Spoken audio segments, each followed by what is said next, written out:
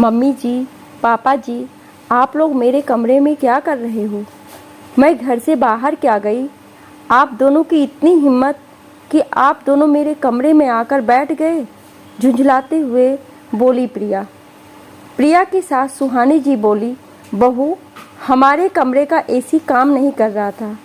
तुम्हारे पापा जी को बहुत बेचैनी और घबराहट महसूस हो रही थी, इसलिए हम तुम्हारे कमरे में आकर बैठ गए। तुम घर में थी नहीं, वरना तुमसे पूछकर ही हम तुम्हारे कमरे में आते। प्रिया ने तुरंत एसी का रिमोट लिया और एसी बंद करते हुए बोली, गांव में कभी देखा भी नहीं होगा आप दोनों ने एसी, और यहाँ बेटे के पैसे लुटाए जा रहे हो। बिजली का बिल भी आता है मम्मी जी, पापा जी, जो कि आपका बेटा भरता है। आप लोगों को क्या काम है? वैसे भी दिन भर घर में तो पड़े रहते हो, मगर आपके बेटे को तो रोज बाहर कमाने जाना पड़ता है, तभी तो हम सभी के खर्चे निकलते हैं। मगर आप लोगों को तो बस हमारे खर्चे बढ़ाने आते हैं। आप जैसे अनपढ़ लोग गांव में रहने के ही लायक हो। आप लोगों ने शहर की चकाचौंध क्या देख ली, लग गए पैसे उड़ाने। ये सब जो आप लोग देख रहे हैं इस घर में, सब आपके बेटे की मेहनत का है। इसलिए आइंदा से एसी या किसी भी महंगी चीज़ को हाथ लगाने से पहले सोच लीजिएगा, और मेरे कमरे में मेरी इजाज़त बिना कभी मत आइएगा। मेरे कमरे में मेरा कीमती सामान पड़ा हुआ रहता है। सुहानी जी बोली, बहू, कम से कम तुम मेरा नहीं तो तुम्हारे ससुर जी की इज्जत का ही लिहाज कर लिया करो। जरा इनकी उम्र तो देखो, कब से कुछ भी बोले जा रही हो। हम थोड़ी तुम्हारी कीमती सामान चुरा लेंगे। तुम हमारे लिए इतनी बुरी सोच क्यों रखती हो? इतने कड़वे शब्द बोलती हो कि हमारा दिल छलनी छलनी हो जाता है। हम थोड़े दिनों में वैसे भी गांव वापस जाना वाले हैं, इसलिए थोड़े दिन शांति से गुजार लो। प्रिया बोली, थोड़े दिनों के बाद क्यों? कल ही चले जाओ। मैं भी आप लोगों की सेवा नहीं कर सकती। वैसे भी जब भी आप लोग आते हो, मेरा पति नहीं रहता, आपका बेटा ज़्यादा होता है। इसलिए मैं तो यही चाहती हूँ कि आप लोग वापस गांव चले जाएं। खैर, गांव जाना हो तब जाना, फिलहाल तो मेरे कमरे से चले जाओ। सुहानी जी और पति आलोक जी इतना सा मुंह लेकर अपने कमरे में आ गए। बेटा राजू बहुत सालों से माता पिता को गांव से शहर आने के लिए जोर दे रहा था, मगर जब सुहानी जी और आलोक जी गांव से नहीं आए तो इस बार वह खुद ही उन्हें गांव लेने आ पहुंचा था।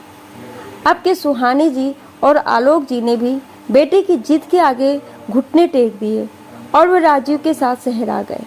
ऐसा नहीं था कि वह पहली बार शहर आए थे, इससे पहले भी वह एक बार राजीव के अति आग्रह पर शहर आ चुके थे। मगर प्रिया, जो कि शहर की आधुनिक विचारों की लड़की थी, वह राजीव के माता पिता को कभी अपना समझ ही नहीं पाई।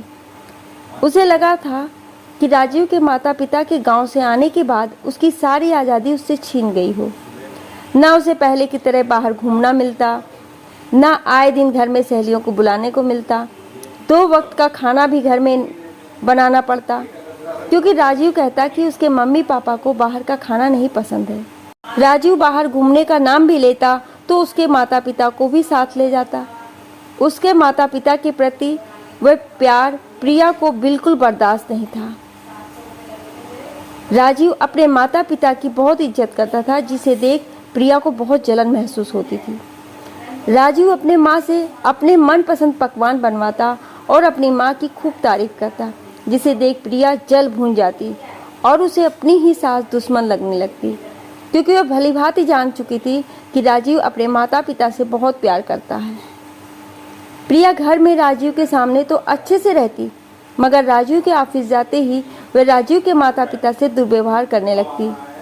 इसलिए राजीव के माता पिता ने गांव में रहना उचित समझा था। राजीव बचपन से पढ़ने में बहुत होशियार था, इसलिए उसे पढ़ने के लिए माता पिता ने शहर भेजा था। पढ़ाई पूरी होते ही राजीव की शहर में नौकरी लग गई, और शहर में रहने वाली प्रिया भी राजीव की अपनी ही पसंद थी। राजीव ने शहर में बड़ा मकान ले लिया था, जिसमें सारी सुख सुविधाएं उपस्थित थी। बड़ी गाड़ी ले ली थी, और वह चाहता था कि उसके माता पिता भी हमेशा उसके साथ ही रहें। माता पिता का यूं गांव में अकेले रहना राजीव को बहुत खलता था। वह कहता था, जब यहाँ हम सभी साथ रह सकते हैं तो आप दोनों गांव में क्यों रहते हो? प्रिया को अपने पति के पैसों पर बहुत घमंड था और प्रिया खुद भी बहुत संपन्न परिवार की बेटी थी, जहां उसने किसी चीज़ की कमी नहीं देखी थी। इस बार भी राजीव की जिद के कारण सुहानी जी और आलोक जी गांव से आ तो गए थे, मगर प्रिया हर पल दोनों का अपमान करती। वह यही चाहती थी कि दोनों वापस गांव चले जाए। सुहानी जी और आलोक जी बेटे राजीव को बहू की हरकतें बताकर पति पत्नी में क्लेश उत्पन्न नहीं करवाना चाहते थे, क्योंकि दोनों जानते थे कि राजीव को जब पता चलेगा कि बहू घर में दोनों का अपमान करती है तो राजीव का दिल टूट जाएगा। राजीव तो हमेशा दोनों को अपने पास ही रखना चाहता था, मगर प्रिया उसे तो सास ससुर फूटी आंख न सुहाते थे। एक दिन राजीव अपने कमरे में तैयार हो रहा था तो उसे प्रिया की आवाज़ आई। प्रिया सुहानी जी पर चिल्ला रही थी, मम्मी जी, आप गांव के लोगों को जब समझ नहीं होती तो क्यों करने जाते हो? आपको मशीन में कपड़े लगाने किसने कहा था? आपको हैंड वॉश की बोतल और कपड़े धोने वाले लिक्विड की बोतल में फ़र्क नहीं समझ आया तो आपने मशीन में हैंड वॉश की बोतल में से लिक्विड डाल दिया। मैंने कितनी बार कहा है कि हमारे घर की महंगी महंगी चीज़ों को हाथ मत लगाइए। राजीव ने जब प्रिया का अपनी माँ के प्रति ये बर्ताव देखा तो उसे सहन नहीं हुआ और वह गुस्से में बोला, प्रिया, ये तुम किस तरीके से बात कर रही हो मेरी माँ से? बड़ों से बात करने की तमीज़ भूल गई हो क्या? प्रिया बोली, हाँ, मैं भूल गई हूँ तमीज़ बात करने की। तुम्हारे अनपढ़ माँ बाप तुम्हें ही मुबारक हो, मैं इन दोनों को नहीं झेल सकती। राजीव बोला, प्रिया, ये तुम कैसी बातें कर रही हो? माफ़ी मांगो मेरी माँ से। सुहानी जी बात को बीच में रोकते हुए बोली, कोई बात नहीं राजीव बेटा, मुझसे गलती हो गई, तू बहू को मत डांट, आगे से मैं ध्यान रखूंगी। प्रिया बोली, जब मैंने कोई गलती करी ही नहीं तो मैं क्यों माफ़ी मांगूं? राजीव, मैं बहुत दिनों से इन दोनों को अपने घर में बर्दाश्त कर रही हूँ, मगर अब चीज़ें मेरी बर्दाश्त के बाहर हो चुकी हैं। तुम इन्हें गांव में क्यों नहीं रहने देते हो? बार बार हमारे घर क्यों बुलाते हो इन्हें? राजीव बोला, ये हमारा घर क्या लगा रखा है तुमने? इस घर में मेरे माता पिता का भी उतना ही अधिकार है जितना तुम्हारा, समझी? प्रिया बोली, फिर एक काम करो, सारी उम्र अपनी माँ के पल्लू से बंधे रहना। बोलकर प्रिया गुस्से में अपने कमरे में चली गई। आलोक जी बेटे राजीव से बोले, बेटा, तू हमारी गांव की टिकट करवा दे, हम नहीं चाहते कि हमारी वजह से तुम दोनों में क्लेश हो। राजीव अपने माता पिता से माफ़ी मांगते हुए बोला, प्रिया की तरफ से मैं आप दोनों से माफ़ी मांगता हूँ, मगर आप हम दोनों हमको छोड़कर मत जाइए। आलोक जी बोले, बेटा, फिलहाल हमारा गांव जाना ही सही रहेगा, तुम्हारा जब मन करे तब तुम हमसे गांव मिलने आ जाना। राजीव ने दोनों की गांव की टिकट बनवा दी और आलोक जी और सुहानी जी वापस गांव आ गए। प्रिया इतनी घमंडी थी कि माफ़ी मांगना तो दूर, वह कभी अपने सास ससुर से गांव में फोन पर भी बात नहीं करती थी। राजीव को प्रिया का ये व्यवहार देखकर बहुत दुख होता था। कुछ महीनों बाद राजीव ऑफिस से आकर बोला, प्रिया, थोड़ी देर में मम्मी पापा आने वाले हैं, ज़रा खाना तैयार रखना। प्रिया बोली, क्या तुम्हारे मम्मी पापा फिर से यहाँ आ रहे हैं? लेकिन वे वापस यहाँ क्यों आ रहे हैं? पिछली बार हमारे ही घर में हम पति पत्नी का झगड़ा करवा के उन दोनों को शांति नहीं मिली क्या, जो फिर से कलह डालने आ रहे हैं? एक काम करो, तुम उन्हीं को रखो, मैं चली हमेशा के लिए अपने मायके। बोलकर प्रिया बैग में अपने कपड़े भरने लगी। थोड़ी देर में डोरबेल बजी। प्रिया ने दरवाज़ा खोला तो देखा सामने उसके मम्मी पापा सूटकेस लिए खड़े हैं। प्रिया बोली, मम्मी पापा आप लोग अचानक यहाँ? प्रिया की मम्मी शिवांगी जी बोली, हाँ बेटा, तेरे भाई भाभी ने हम दोनों को घर से निकाल दिया है। हम दोनों तो वृद्धाश्रम जा रहे थे, मगर दामाद जी को जब पता चला तो उन्होंने हमें रोक लिया और कहने लगे, मेरे होते हुए आप लोगों को वृद्धाश्रम जाने की कोई ज़रूरत नहीं है, आप लोग मेरे घर में मेरे साथ रहेंगे। बेटा, तेरी भाभी आए दिन हम दोनों से लड़ाइयाँ करती रहती है और तेरा भाई भी उसी का साथ देता था। आखिरकार दोनों ने हमें घर से निकाल ही दिया। तेरा भाई भाभी हमें बहुत ताने देते हैं, फिर भी हम उसका उल्टा जवाब नहीं देते थे। दरअसल वे लोग हमारे साथ रहना ही नहीं चाहते थे, उन दोनों को आज़ादी चाहिए थी। हमने तो उन्हें किसी चीज़ के लिए कभी रोका टोका भी नहीं, मगर फिर भी हम बूढ़े उनकी आंखों में खटकते थे।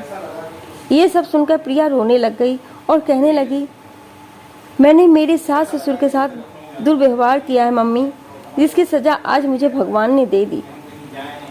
आज जब आप दोनों के साथ भाई भाभी ने ऐसा व्यवहार किया तो मुझे मेरे द्वारा अपने सास ससुर पर किए गए अत्याचार याद आ गए। प्रिया राजीव से माफ़ी मांगते हुए बोली, आपने कभी मेरे माता पिता और आपके माता पिता में फ़र्क नहीं देखा। मैं पैसों की चकाचौंध में, इतना घमंड में इतनी अंधी हो चुकी थी कि मैं ये भूल गई थी कि हम जैसा कर्म करते हैं वैसा ही भरते हैं। मैंने तुम्हारे माता पिता के साथ अच्छा व्यवहार नहीं किया।